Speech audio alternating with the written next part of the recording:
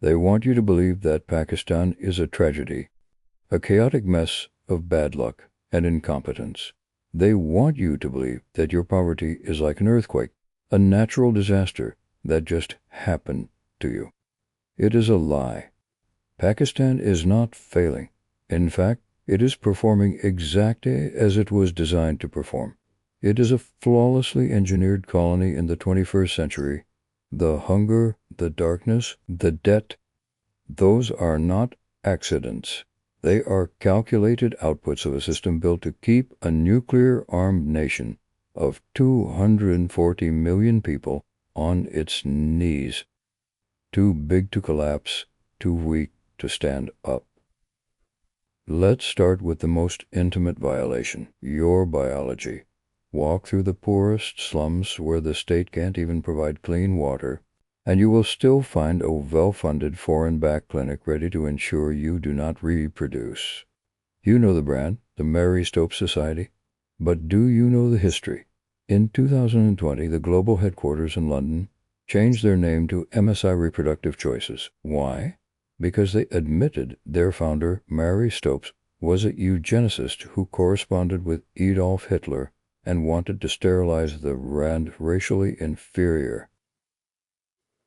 The West decided her name was too toxic for their women, but in Pakistan in 2026, the name stays on billboards. To the donors in the UK and USA, protecting Pakistani women from the legacy of a Nazi sympathizer is not a priority. It is what I call export quality colonialism. We get the toxic byproducts they ban at home. They call it empowerment, but if you follow the money, aid agencies award funding based on a metric called CYP, couple years of protection. It's a bounty system. Hand out a condom, you get a low score. Perform a sterilization, you get a high score. So we aren't patients to them. We are a youth bulge. In global security papers, a young Muslim population is not a demographic dividend. It is a security threat.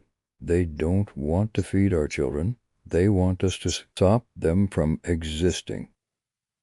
And if they can't stop us from being born, they poison the ground we walk on. For 5,000 years, an Indus Valley farmer had a right to save seeds from the harvest to plant next year. In the last decade, our parliament, pressured by the World Trade Organization, criminalized that right. The new laws were written for Jane Slate Bayer and Syngenta. Farmers are now forced to buy certified hybrid seeds every season, and these are biological dead ends. You cannot replant them. We turned our food producers into serfs tied to foreign biotech firms. And if that was not enough, they then dump poison on us. Take paraquat. It destroys lungs and causes Parkinson's syndrome.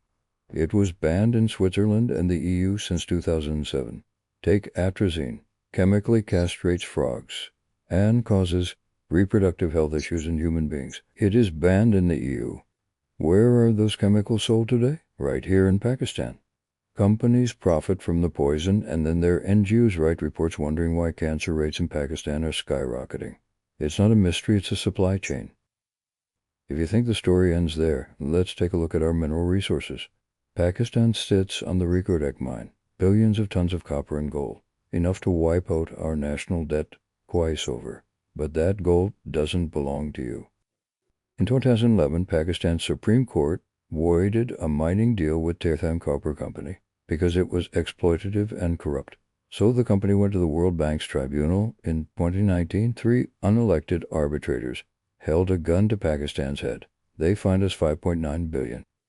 That number was equal to your entire annual budget. The message was clear. Hand over the gold or we bankrupt the state. We surrendered. We signed a reconstituted deal to waive the fine. We are now digging up our own soil to pay off the people who threatened to destroy us.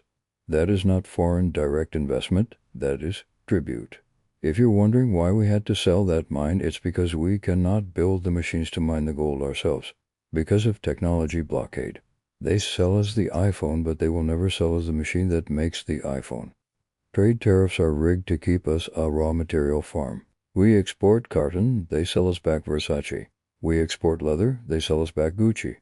We are forbidden from adding value. And to make sure we never have the cash to break fee, they bleed us through electricity.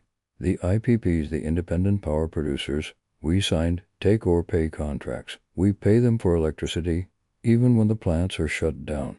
These payments are indexed to the dollar. When the rupee falls, your bill goes up. Now here's the hard truth.